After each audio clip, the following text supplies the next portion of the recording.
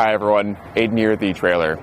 Today we're going to be taking a look at the Hollywood Rack's Destination e-bike rack on the back of our 2022 Ford Maverick. The Destination e-bike is an e-bike centric rack. It's going to have a 70-pound capacity per bike, so it's going to be able to handle some of our heavier e-bikes too. It does make frame contact on the bike with our frame clamp up top, so we are going to want to avoid carbon frame bikes with this. That clamp does pivot around 360 degrees and can be moved around this mast to match up to your bike frame, so alternative frame is going to be just fine. You've got 3 wheel straps at the bottom as well, 1 over on the back tire and then 2 on the front, holding it in place in that way. And overall, it's very stable. There might be a little bit of wiggle room around the pivot point of the rack, but the bike within the rack is very solid. This does have the ability to tilt away with the bikes loaded, and it does it in a pretty unique way. If you come to the mast and go straight down, right in front of our first tray, we're going to have a hand knob that we can loosen and push out of the way. From there, the whole rack tilts away almost a full 90 degrees just by grabbing the mast and easing it down. It's very easy to do because of where it positions the weight at this pivot point, so it's easy to do with one person, even if you do have it fully loaded and maxed out. Now, typically this would be to get hatch access on a vehicle or tailgate access on a truck.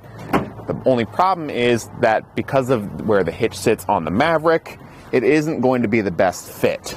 Now, I've got the tailgate support moved up to this top position right here, so it stops out at this sort of angle. That way it doesn't hit the bike rack. So if you do need to get something out of the back, say the included ramp with the bike rack, you can get that out. You don't have to worry about supporting the tailgate, but you aren't going to get a flat place to sit before or after your ride.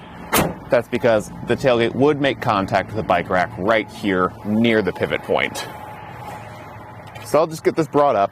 At the very least, tilting it away does give you a lot of room to move around back here if you do need to get something out of the bed. So I'll just tighten down that hand knob to secure it in place, and you can see now, nice and solid, and you can get the bike unloaded.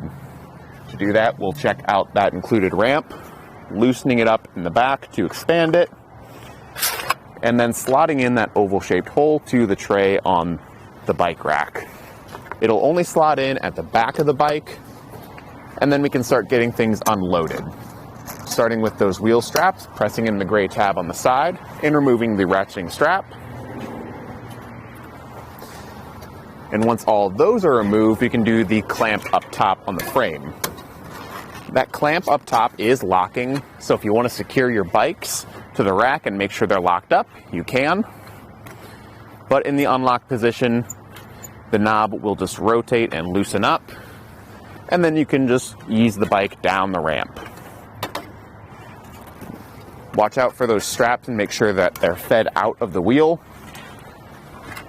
And overall, the ramp really helps the process because of how wide it is.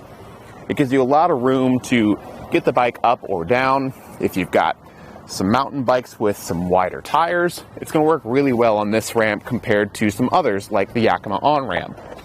That's another bike rack that's kind of designed for e-bikes that includes a ramp, but it's much more narrow than this and doesn't work as well with the mountain bikes that we have in the shop. So I'm just going to set the ramp back. That's one downside to that, is that the ramp doesn't store anywhere on the bike rack, so you are going to have to find a place for it in your vehicle. Luckily, the Maverick has a bed, and you can just put it back there, nice and out of the way. I like to replace the extra long straps so they're also out of the way. And then we can get some measurements. We'll start off with our ground clearance. Because of this reversed U-shaped design, the lowest point at the back end is off to the side here. And we're going to be getting 19 inches of ground clearance there. Overall, that's pretty good. I don't think I'll have to worry about ground clearance in the vehicle, just because there is a good rise in the shank. And for our distance added to the back, we want to check that out before we fold it up. From the bumper to the outer edge of the rack is going to be right at 32 inches. So it doesn't stick out too far actually for a 2-bike rack. We can save some of that space though, starting by folding down the mast. There's rubber straps and handles that we can pop open to lower the mast, re-secure it with the handles, and then those rubber straps are just going to make sure that those handles don't pop open. just as a sort of safety precaution.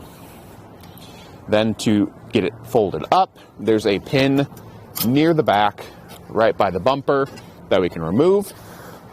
Fold the whole rack upright and reinsert that pin with the newly aligned holes, and secure it with the retaining clip on the other side. Now in this state, it's going to take up a lot less room.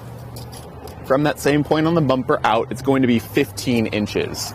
So this is going to be a lot easier to pull into a parking space or maybe even your garage at home, depending on the room you have.